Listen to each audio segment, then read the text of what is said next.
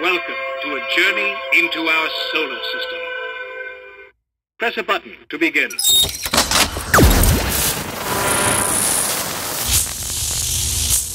Fusebox.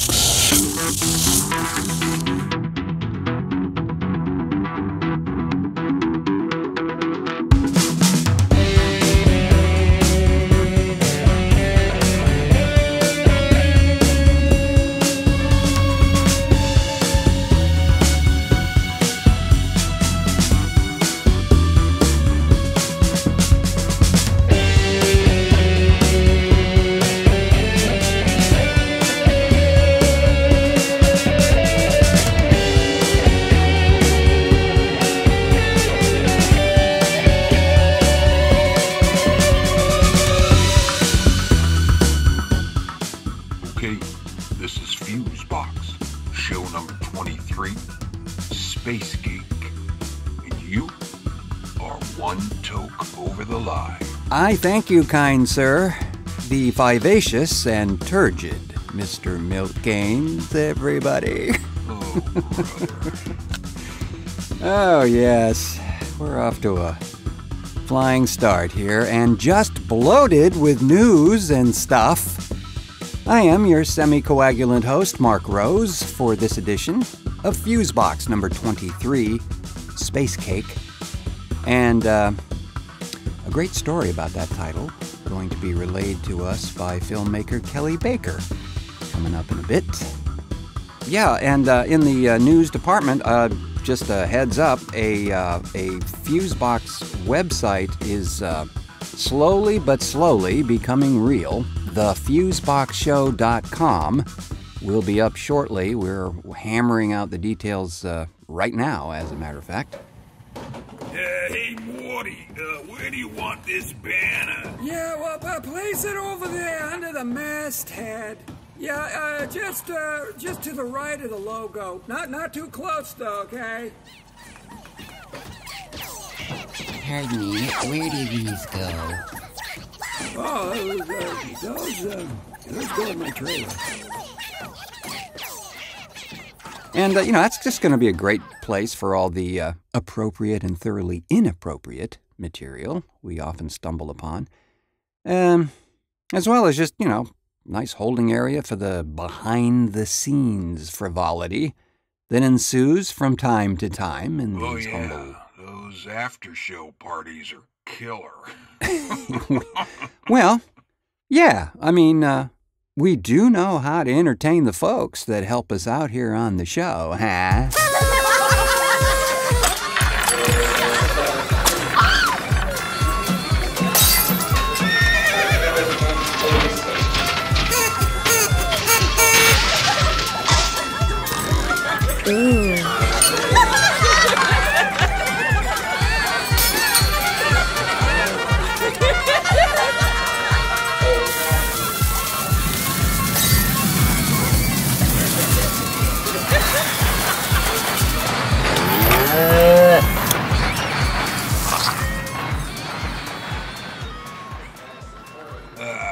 So you think that Harper Valley and Agent Black are now an item?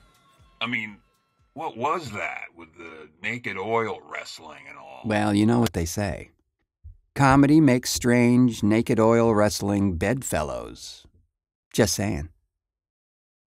And speaking of web-related things and this humble program here, I'd also like to announce the newly formed Fusebox Facebook page that is a fine collection of Fusebox ephemera.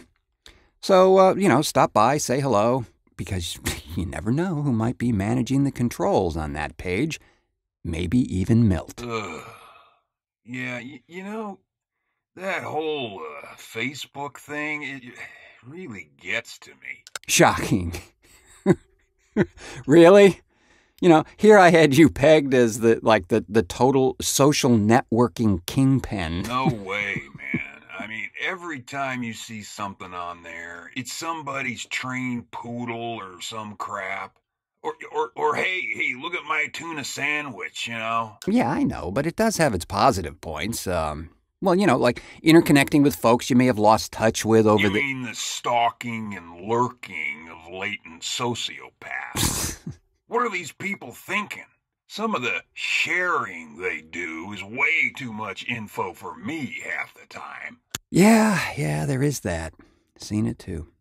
Sounds to me, though, like you've spent some time there then, huh? Only under protest. The situation I worked at before this gig had me posting for one of the morning guys. Quip of the day stuff. Wait, what? Well, no. You were like what? The ghost writer for a morning show host? That's Mr. Laugh-A-Minute Canes over there? Not proud of it. It was my job. And hell, I thought it was pretty funny some of the time. Will wonders never cease? Well, I definitely think you should be part of this thing. Well, hell, you even have fan. Yeah, well, I don't know. I mean, people can kind of monkey with your data and stuff. And we already know where that leads, Padrone. Well, and what Mr. Canes here is referring to is our recent run-in with the, still to this day, unknown branch of some presumably federal investigative department concerning the activities of the Japanese pocket squirrels. But all I got to say about all that conspiracy stuff is that it's just way too late to be concerned about our alleged privacy in this day and age, you know? I just don't like it. Feels like high school to me some of the time. What? Like it's a competition or something? Yeah, like, look what I can do. Well, I would still love your participation in this thing. Maybe you'll warm to the idea. I mean, we're about as far as you can get from your last job. Got that right. Yeah. So, we'll discuss it later, but just don't rule it out completely just yet. I'll run it by legal. And speaking of jerks... Don't be that guy. So let's hear it, your blockbuster film idea. Impress me, dazzle me, and go. Okay, here it is. Okay, picture this. It's a buddy road trip rom-com horror sci-fi picture. Okay? Okay, it takes place in the future, yet it's a version of the future from the past. Okay? Yeah, okay. But with zombies and vampires. Huh? Or zombie vampires. Huh? Right? Zombies and vampires. 'Cause zombies and vampires are cool. Zombies and vampires are hip. I mean, who doesn't love zombies and vampires? Zombies and vampires are original. Zombies and vampire movies never get old. Zombies and vampire...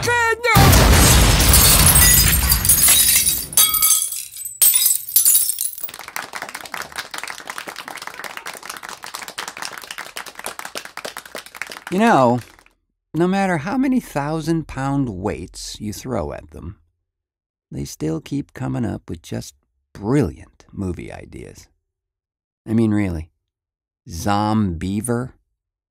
No, really. Look it up. We're all doomed. Oh, yeah. So, the title of this edition of the show is called Space Cake and was suggested quite by accident, really, seriously, by filmmaker Kelley Baker, also known as The Angry Filmmaker, at angryfilmmaker.com. And we were having a gathering the other day, and... You mean a drunken night of carousing, don't you? No, sir, I do not. I take offense to your inference. That came much, much later.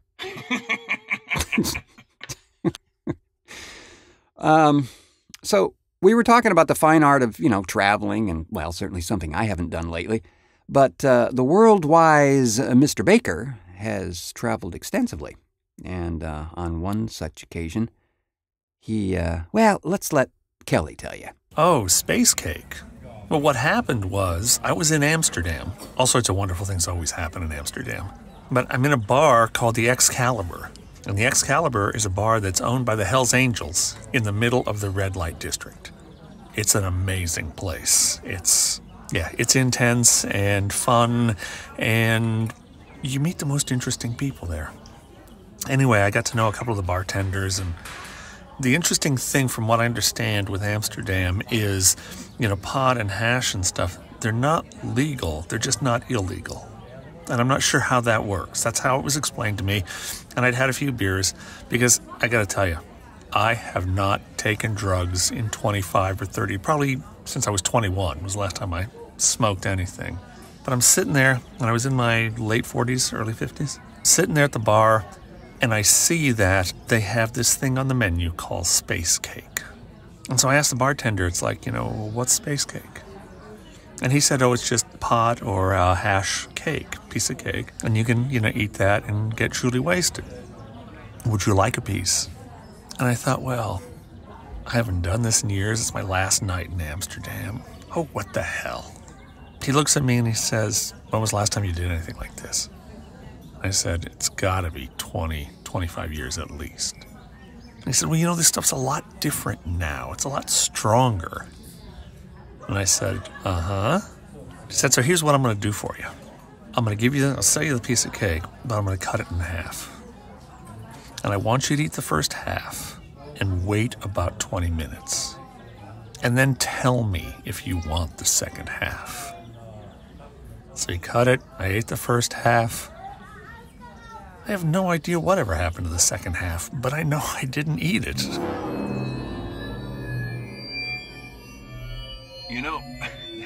That actually sounds pretty good right about now. Well, kindly wait till we have adjourned these proceedings, if you will, my friend.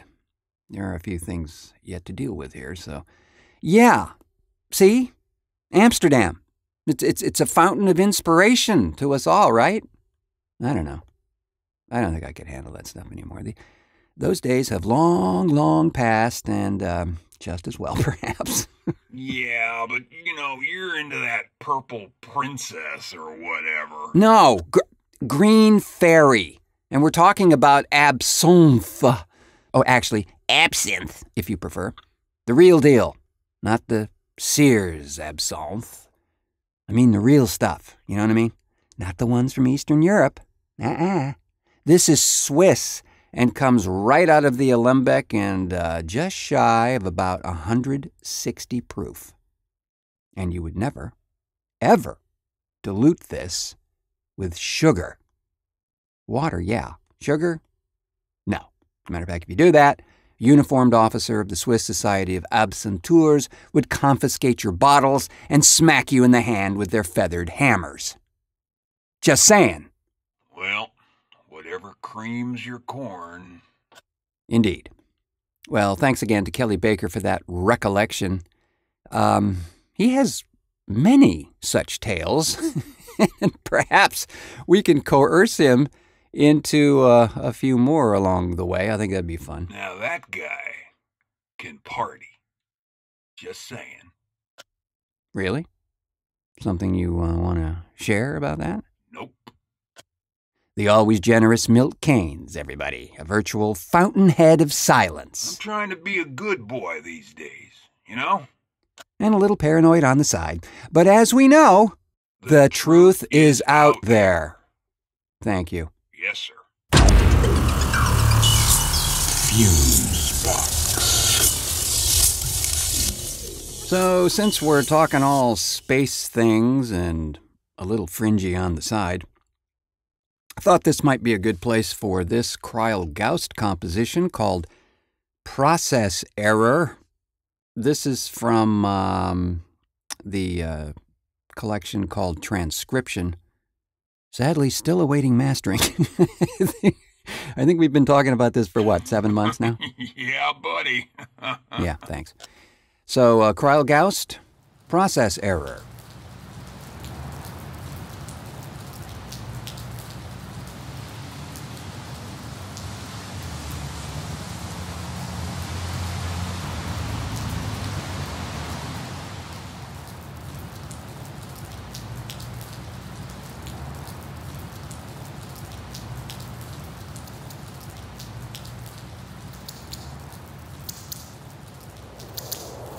No.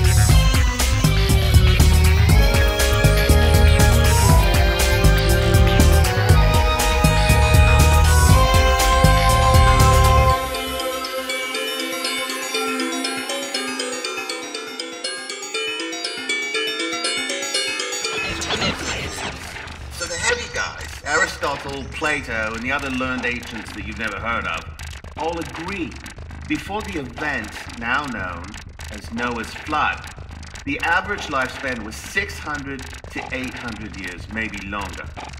Parts of this debate are in accessible archives. We can get to these things and see them. The Vatican seems to be sitting on the rest.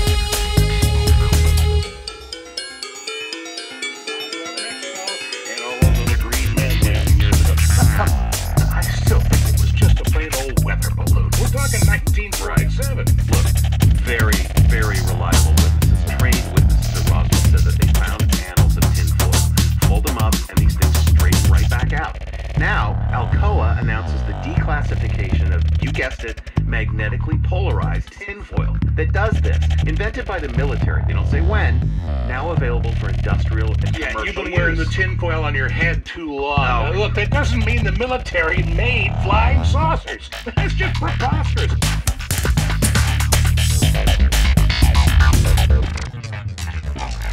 The Horton brothers created this flying disc originally for the Third Reich, and then Stalin stepped in and took away a lot of their scientists, and the United States government took a lot of the Third Reich scientists for us. So a lot of what went on at Area 51 was this intense pushing science to the great extreme.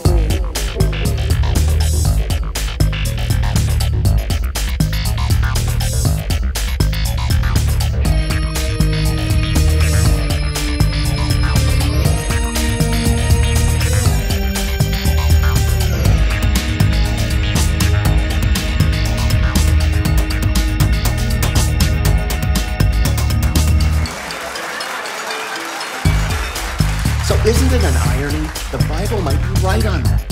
What I want to know is, why aren't scientists taking this seriously? I want a scientific answer for why we're stuck with 1/10 of our natural lifespan. And what the hell? If the ozone layer has something to do with this, we're making it even thinner with industrial pollution.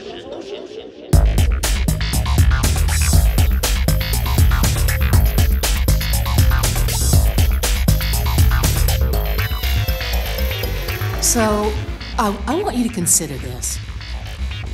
They dropped the bomb, and you're living in a cave. Your husband's out shooting sick deer with street pavement arrowheads.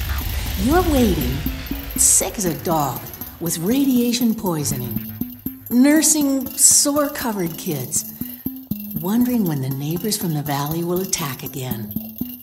And in spite of all this, you're trying to tell your kids about how they made skyscrapers just to keep something, anything alive of the world you once knew.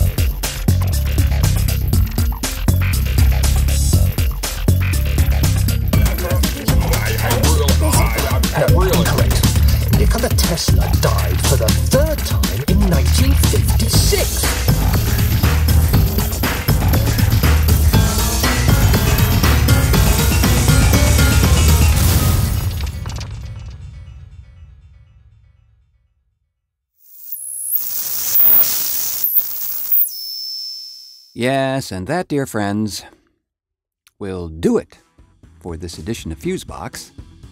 I've been your host on this healthy bowl full of ear food, Marc Rose, and grand genuflecting thanks to Mr. Kelley Baker and Jeff Pollard. And within that little Krael Gaust piece, we also heard the vocal manipulation of Kevin Cooke, Jodi Lorimer, Bruce Miles, and Richard Topping. Also, a big thanks to Marty Gallagher for the solar system educational toy, whose opening sample you heard up front.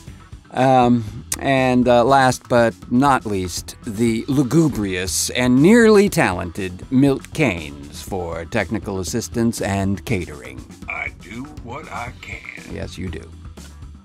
Also, please visit the newly created and fun-filled Fusebox Facebook page. Try to say that 73 times fast. As we will be posting all kinds of oddness as we go. Hell, check out the store too if you have a second. The Fusebox store is, I don't know, overflowing now with new designs and things popping up almost daily, it would seem. You can reach that from the Facebook page by just clicking on the Shop Now button on the masthead thingy and all that good stuff. So thank you once again for pushing play on this particular episode, and until our next cartoon.